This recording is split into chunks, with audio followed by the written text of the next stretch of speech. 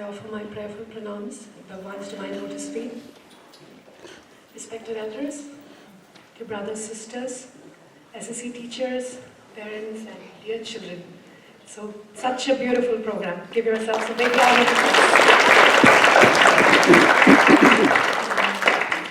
A beautiful coincidence that I wanted to share. Coincidence is a coincidence, except it's not really a coincidence because Swami planned it. Today happens to be the star birthday of Bhagwan Sri Sathya Sai Baba. Did you know that? Did all of you know that? So he was born actually on a Tuesday early morning, but according to the star, it's considered as a Monday. It was Kartika Somavaram. In the month Kartika month, it was a Somavaram. Anuradha Nachatram. Today happens to be that day. In India, for the South Indians especially, the star birthday is considered to be more special than the date of birth.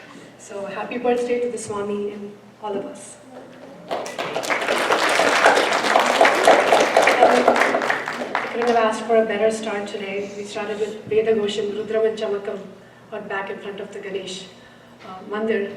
And I was just imagining in 1926, 93 years ago, when Swami was born, I'm sure there was Veda Ghosham going on in the temples in Puttaparthi. So beautiful. So happy to be here. So the topic for this session is living Sai values in the family. And let me start with a disclaimer that I'm no expert, I'm not a SME on this topic. I'm learning as I go. As I was introduced, I'm a mother of 2 teenage children, and I have the same challenges that most of you parents do. That's why I'm blessed that I've been in the Sai fold since birth. And from the SSE teachers and elders in the family, I've learned a lot of lessons that I try to apply in my life, and that is what I'm about to share with all of you. One thing I wanted to add with your presentation, it was a beautiful presentation on Go Green. Do you realize that you're helping the environment? Your Namasmarana every week when you learn your bhajans. Akhanda bhajans just passed a few weeks ago. You're sending out the good vibrations, and that comes back down as rain, doesn't it? So you're purifying the environment with that.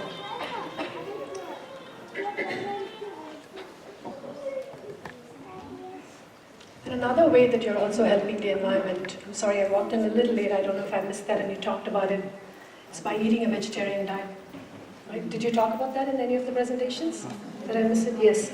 So, give yourselves a pat on the back if you're on that path. And on Swami's birthday, he says, I don't need any gifts. I don't have any desires, you don't have to give me any gifts. But if you really want to offer me something, I would ask for 3 things. Eat a vegetarian diet, no drinking, no smoking. So if that is something we can all apply in our real lives today, make that small change today, I'm sure he'll be very happy with us. Right? Just trying to see. No other avatar has spent this much time, so much time and energy for children and youth. No other avatar. And if you read the life story of Bhagwan Sri Sathya Sai Baba, you will know that he spent the vast majority of time with the students, whether the primary school children or the college students. And there was a reason for that. Because at a young age, when you learn how to live, it helps you, right? As you get older, like think about a plant, a sapling. When you're planting it, you protect it with a fence, you pour water, organic fertilizers, you don't use any chemicals, you protect it and you guide it. And the fence is there for a reason, right? So your teachers are telling you, do this, do that, these are the rules, these are the guidelines. They're here for your own good. I was introduced as a student from Swami's College in Anantapur, and that's a great fortune. I'm very, very grateful for that. But who is a Sai student? I touched upon this briefly the past couple of days. But is a Sai student one who has a certificate that says graduate of Sri Sathya Sai Institute of Higher Learning, and there are a few in this audience, senior sisters of mine from the Anantapur campus. Swami clarified it once in a private interview with a few devotees, where the lady saying, Swami, my son is going abroad for further studies. I said, very happy, Manchibi. Then she said, Swami, he was your student. Swami turned and said, no, he was not my student. But everybody in that room knew that he did graduate from Sri Sathya Sai Institute of Higher Learning. So they were a little baffled.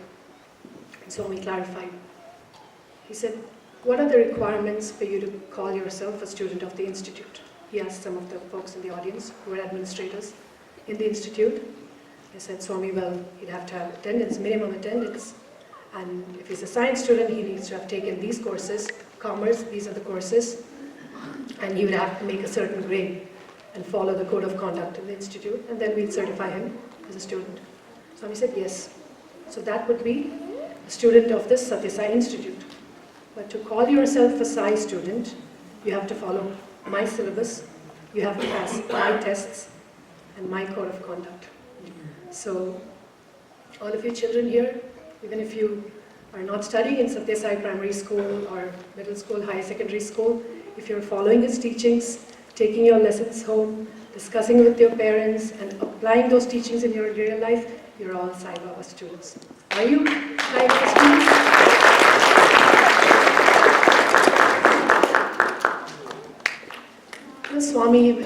Swami himself says when he was among men, he was a man, and among women, he was a woman, and among children, he was a child. Swami had a very special place in his heart for children. And he was a great role model too. You know, this is an avatar who didn't tell us to do anything that he didn't follow himself.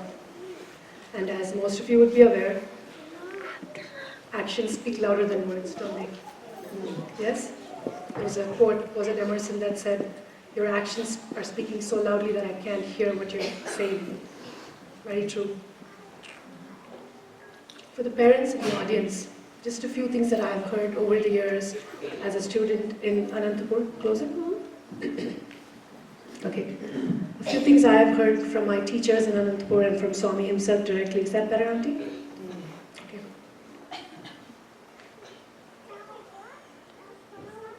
He would say, the children are loaned from God. They have come to this world through you. And it is our duty to protect them and nurture them, bring them to SSE classes, take them to their different activities, and provide all these opportunities for them. But he gave a beautiful analogy, a very interesting analogy that I'm sure all the ladies here will identify with. He says, treat your children like borrowed jewelry. So he gave this example to Mrs. Geeta Ram. I heard she was here. I don't know if she shared that when she was here. I like the comparison she drew. Imagine you're going to a wedding and there's a color theme going on, everybody's wearing diamonds. And the diamond necklace you have is South Indian design and you're wearing a lehenga. So you want to borrow somebody's necklace and you ask a very good friend to lend you her diamond necklace. And she says, oh, take the chandelier earrings and go with it. And you decide to borrow it and you're wearing it to this event. When you come back, won't you be extremely careful with what you've borrowed?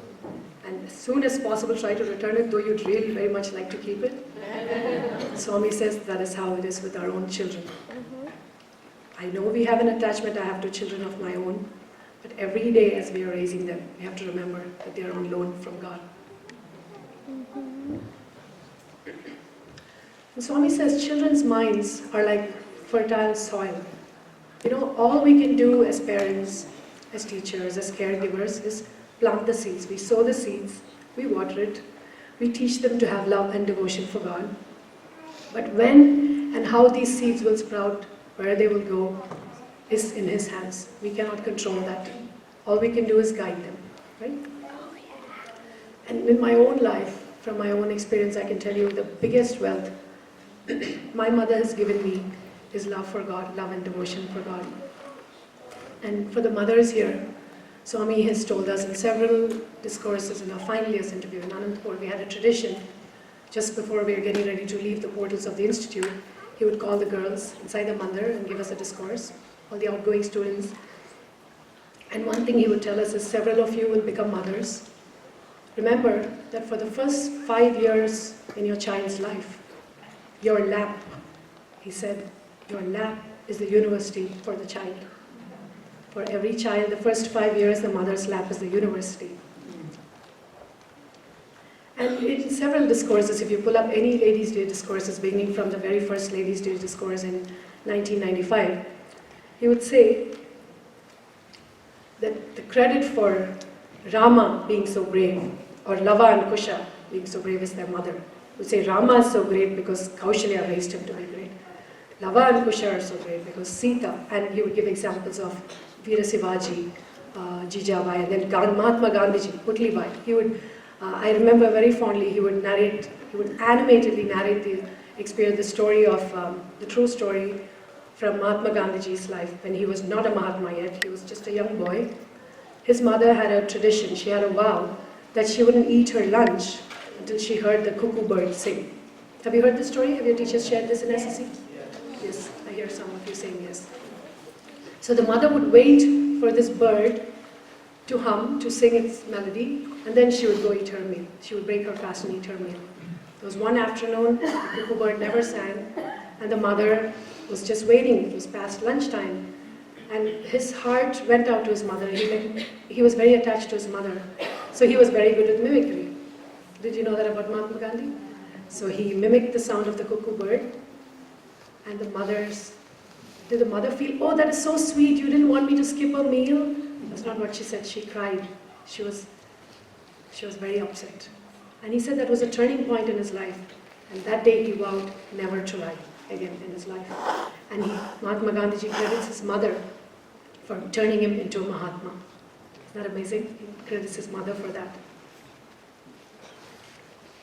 Knowledge and skill can take us so far, but in a moment of crisis, when things don't go the way we plan, it is the spiritual strength that will help us get through these difficulties.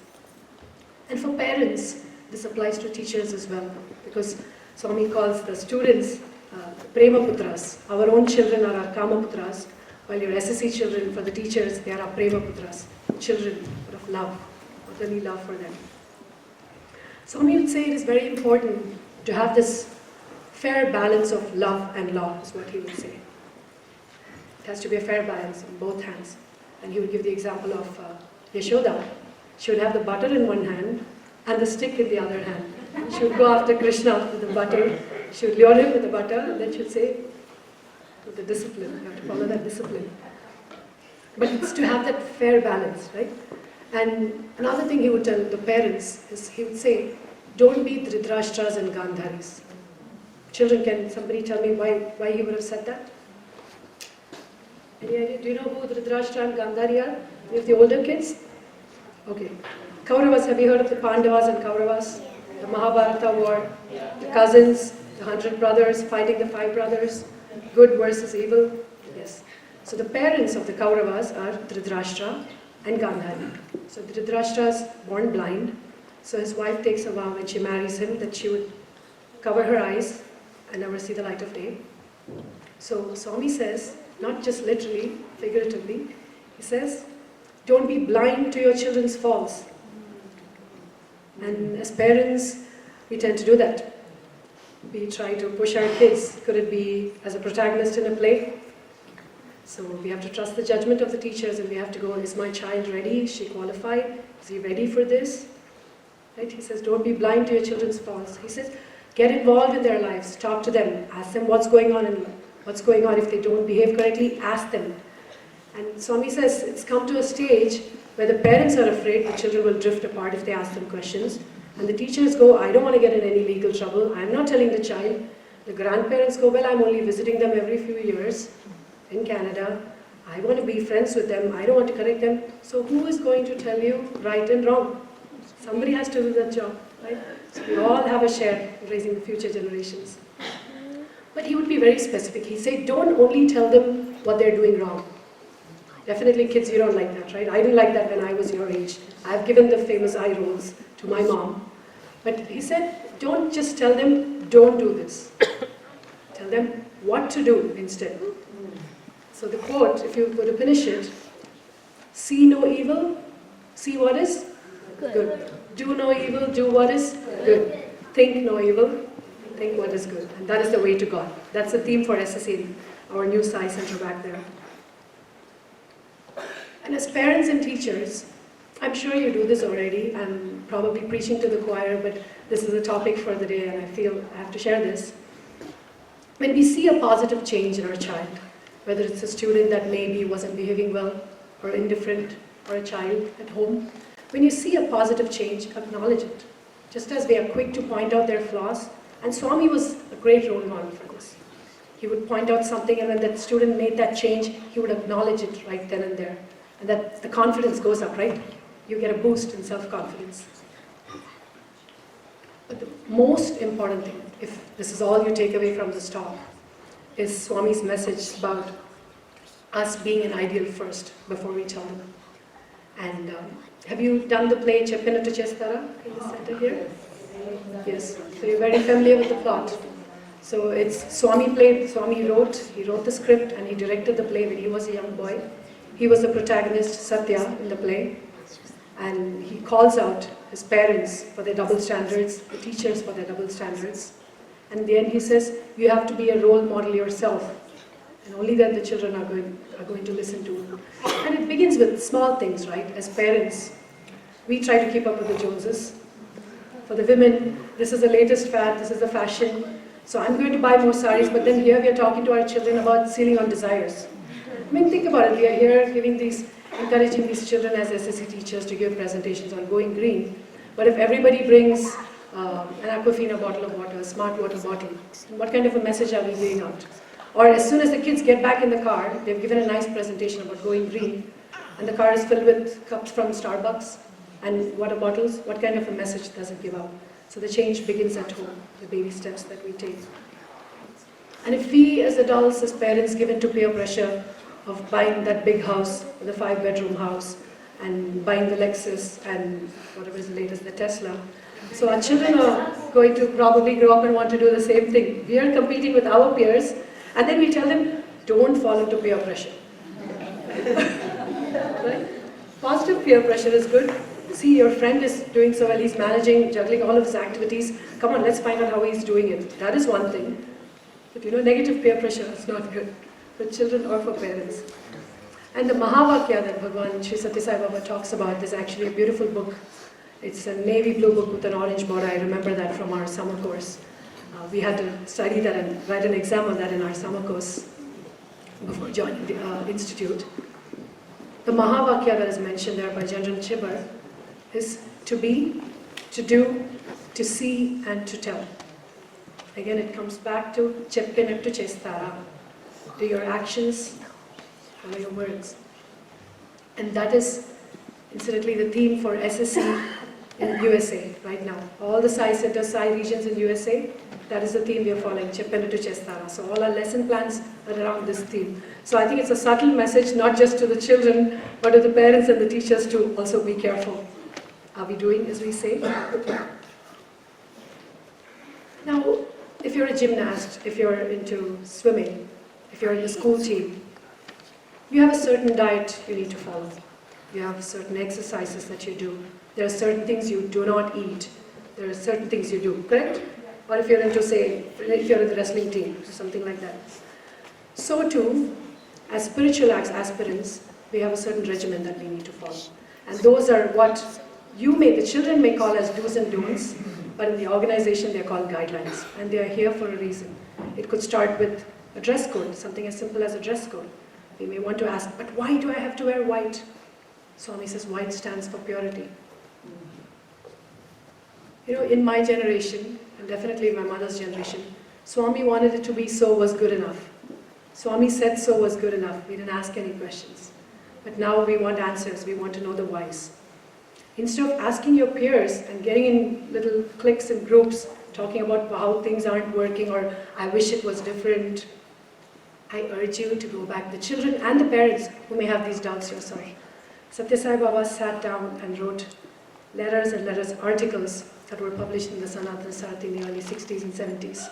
And later all of these articles were combined into the Vahinis, different Vahinis. I believe there are about 14 in total, if I'm not mistaken. Prema Vahini, Dharma Vahini.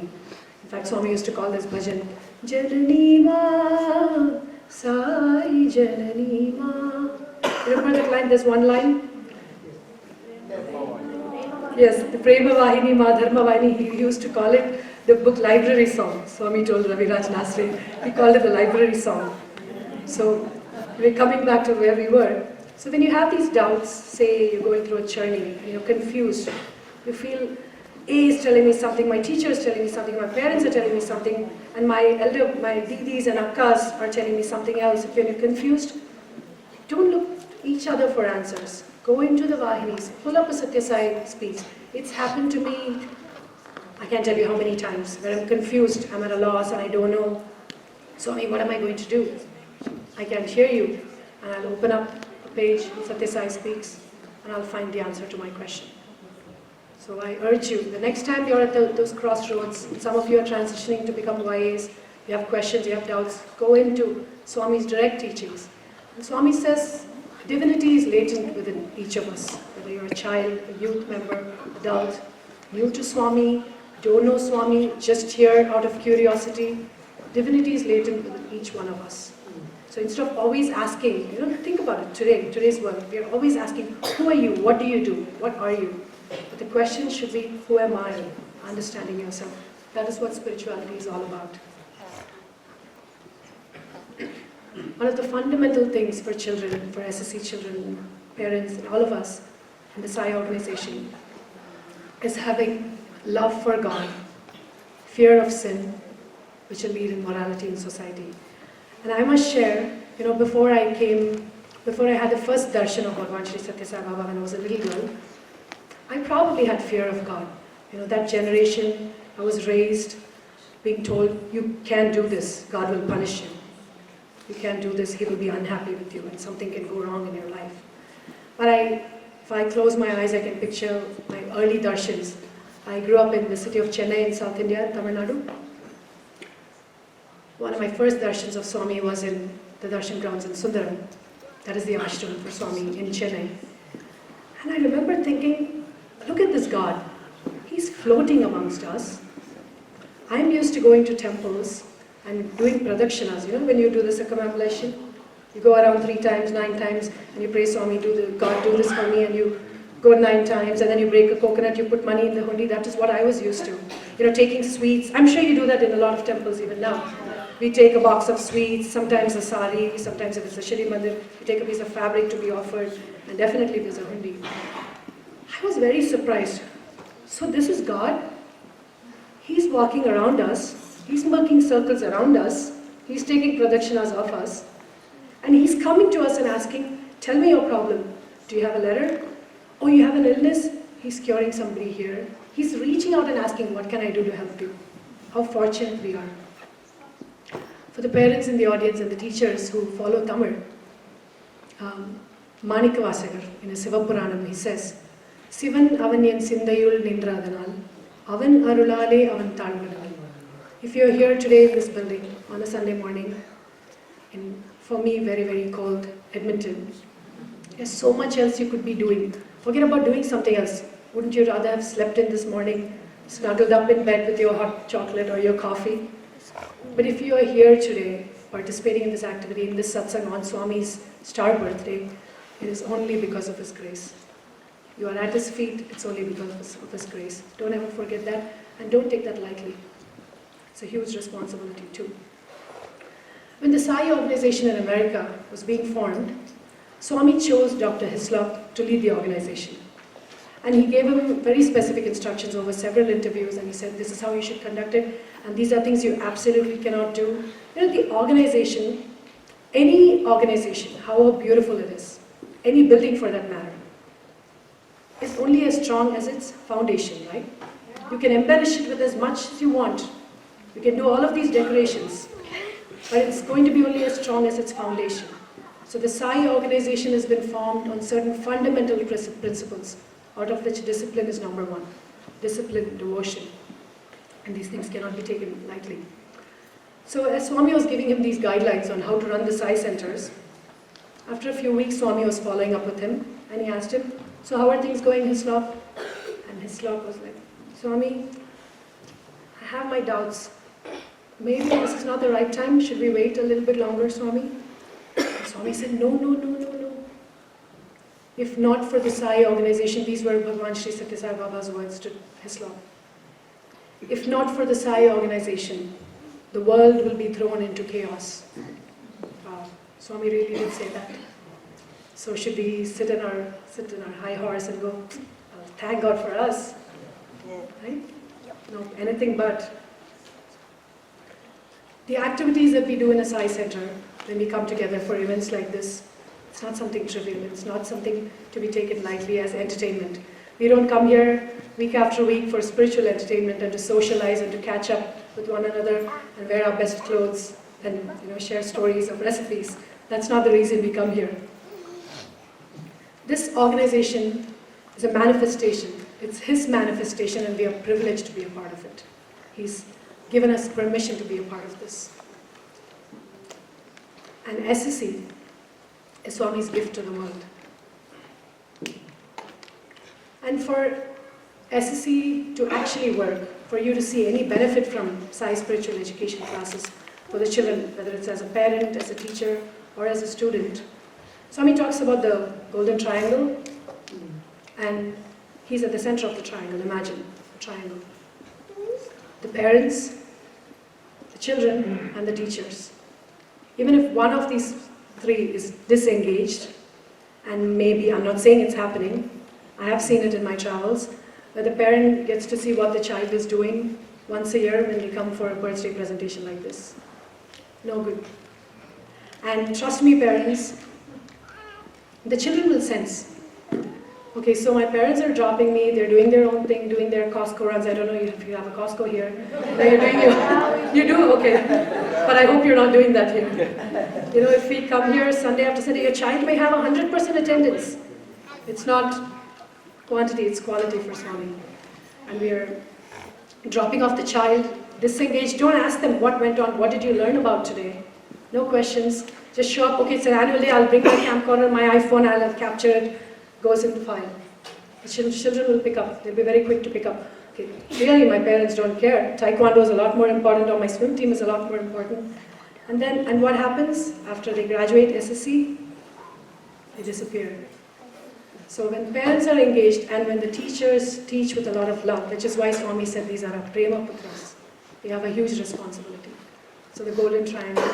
I'm sure I'm preaching to the choir, you know all this. This is it's an well-established center, but I have to share this anyway because I don't know much about the background.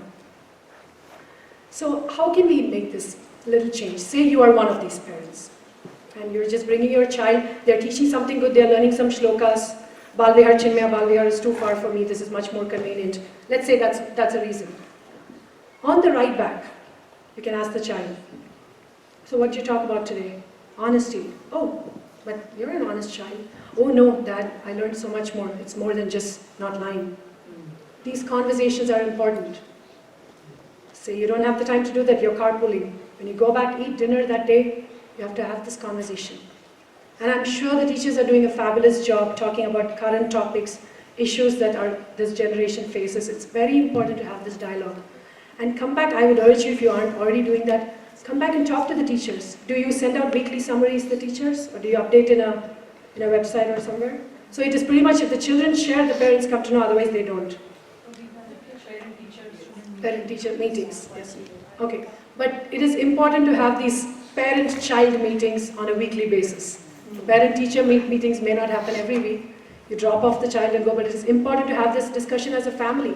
For instance, you may have a younger sibling who's 3, who's not even in the SSE program, but when the child is listening to, oh, Papa really cares, Mom is asking her about this, that child will pick up on all of that.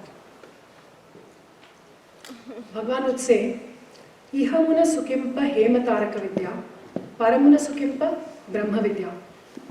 The secular knowledge that you get in your schools, children, your physics and your math and your history, world history, geography, this is for happiness in the physical world, right? It's going to help you get jobs. Let's be honest. Who in here is studying because they want to be a great citizen of Canada? I'm sure that's there in your mind, but that's not the main thing that's driving you. Oh, you are? All power to you. I wish I was that. Okay. No, but see, this doesn't count. This counts. Yes, I saw that back there. He says the secular knowledge is to give you happiness in the physical world. It'll get you a nice job, a nice house, a warm house, 4 square meals a day. But the spiritual knowledge that you're getting in SSE, when you're learning about Bhagavan's teachings, about the values, that is for happiness in the world hereafter. Nothing compares to that. He would actually tell us students, study in order to be steady. Isn't that beautiful? His play of words, study in order to be steady.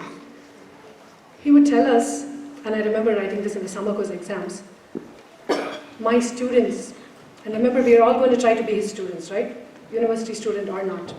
should have the head of Shankara, Adi Shankara, hands of Janaka, and the heart of Buddha. I'm sure the heart of Buddha is an easy giveaway. I want some children to try and answer this. What did he mean by saying, I want my students to have the heart of Buddha? Would you like to give it a shot? Sorry? Pure. Okay, anything else from the boys' side? Compassion. Yes, compassion, exactly. What about hands of Janaka? Who is this character Janaka? Have you heard of him? It's from a famous epic. And there are 2 in India, 3. Sita's father, yes, auntie. Sita's father. Now, Sita's father was very selfless. He did a lot of seva. His heart would go out to people. Seva. He would always think about what is good for the citizens. Think about the society. Head of Shankara, Adi Shankara, what could that mean? Means wisdom. So he said you need a balance of all of this. What you learn in school, these skills. In fact, I remember he would tell us, don't use your graduation certificate like a begging bowl, but think about it. You may think it's a little harsh, but didn't we all do that? We wanted that degree because that would get us a job. We went door to door saying, Bhavati Bhikshandehi, give me a job, give me a job. There's more than that. Swami would say, don't ask what you can get from the world. John F. Kennedy said this, don't ask what the country can do for you, ask what you can do for the country. Swami said, don't go out into the world after studying thinking, what can I get from this world? The fire in the belly should tell you, what can I do? You're going, we're talking about environment, but I have this great idea. I can make it happen. Maybe that's your calling. Pursue that. If you just imagine if all the children in this audience decided when I graduate, my number 1 goal is going to be, how can I benefit society versus how can the society help me? Wouldn't this world be a better place? Yes. Attending SSE or attending center, bhajan, study circles, that is a sadhana. Once a devotee had a private audience with Swami, and Swami asked him, how is everything going? He said, oh Swami, business, I have the stress of business and family, the wife wouldn't listen to me, or the children, Swami, don't even ask. I'm knee-deep in trouble. Swami said, oh, I can help you out with this. He said, yes, Swami. And Swami gave him a sadhana, he prescribed a sadhana, which probably included namasmarana and japa, dhyana, weekly meditation, things of that nature. Several weeks passed, months passed, and this gentleman came back to Prashantanayam. Swami asked him, so how has the sadhana been going? No, have your problems been solved? Was his first question. Oh no, Swami, nothing's changed. But have you been doing the sadhana that I prescribed? In your case, have you been coming to SSE? Have you been doing your every morning Omkaram, your Suprabhatam, attending study circle? Have you been doing all of that? Yeah. He says, well, Swami, like I told you, I've been very busy. I've not had time. Swami goes, in all these months, have you skipped your coffee, morning coffee? No. Have you skipped breakfast, lunch, and all the yummy snacks in between? The trips to Dairy Queen? So it comes down to priorities, right? If you make time for God, is it fair to expect God to make time for you when you don't make time for God? Though He doesn't expect us to, but He's telling you to do the sadhana. Is it for you to go on about how great God is? It's for you to have discipline in your life, right? And Swami's discourses would always be peppered with Chinna Kathas, and I can't even attempt to narrate a Chinna Katha like Swami did. And when he would just say, okay, Chinna Katha, all the eyes would light up and necks would crane. We need to listen to the stories.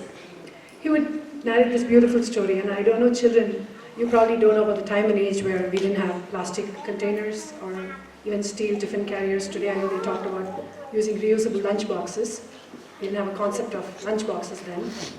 So there was this young man who was about to travel from one town to another, say a village to another, and he has to walk a long distance. This was before cars or even carriages came into existence. So his family members prepared a nice meal for him. How would he carry it with him? He has a long journey. No restaurants on the way, no Starbucks, no McDonald's for him to stop at. What would he do? So his mom probably made rotis or pulihara, whatever it is she made. In those days they would have leather bags, or it would be a cloth bag actually, just thick cloth. Even Shri Baba would go begging with just that cloth bag. They would put all the food in there. So this man was carrying his food, And he was traveling on the journey. It was a long, arduous journey. So she probably packed dozens of rotis and some curries to go with it, something that won't go bad. And he was carrying this on his shoulder and walking. He was walking and walking and walking, and then he got tired after some time. And he found this beautiful tree, the nice canopy. He sat under the tree. He decided nice time to have a break. He opened up his bag, ate a few rotis, and he went about his way. Swami says, very simple story. What can you learn from this? Swami says, my teachings are like that food in the bag. When you're coming here week after week, and when your teachers are telling you, this is right, this is wrong, use your moral compass. That's what SSE is about, right? It's to remind you about the moral compass and apply it for the rest of your life. Swami says, this food is like my teachings are like this. If you just take it in and you're not using it, if you don't eat the food, you're lugging this weight and you're walking longer distance. But when you eat this food, you're nourished, and now you have the energy to continue your walk. And this is what we need to do with Swami's teachings. What a beautiful example, right? I love this. So if you don't eat the food and you remain hungry and the food becomes a burden. That's the same thing that happens in Swami's teachings. And he would use the words Shravanam, Mananam, Nididhyasanam. There's actually a series on this on Radio Science, several discussions, interesting discussions. And Swami would say, Shravanam is just listening. Think about it. You're sitting here. Maybe you just don't want to be rude. Maybe you have absolutely no interest in what I have to say. But you're just, with no effort on your part, you're sitting here, right? It takes no effort on your part. That is Shravanam. Mananam is ruminating on that. It's reflecting, taking it within. And Nididhyasanam is actually putting it to practice. And Swami says, all of these three, he categorizes them as Rajasic, Tamasic. Of course, just sitting here doing nothing is Tamasic. Thinking about it, reflecting, he says that is still Rajasic. Because you've still not done the act. You're only saying, I'm going to do this. From tomorrow, I'm going to go vegan. Tomorrow, I'm going to give up meat. Only to wake up the next morning and go, I'm craving that chicken patty or whatever. Right? He says, even that, thinking that I'll make this change is still a Rajasic act. But when you actually put it into practice and go vegan or whatever it is the change, I'm going to exercise. I've made this commitment to Swami. I'm going to take care of my health, like the children share today. I'm not going to use any more plastics or styrofoam products. I'm going to wipe it out and from my house. When you actually practice this is when it becomes sattvic. That's when the cycle is complete. But Swami cautions, when you're listening, don't be doing the thinking. When you're listening, just listen. Post-listening, do the thinking, and then put it into practice. Don't try to jump the gun.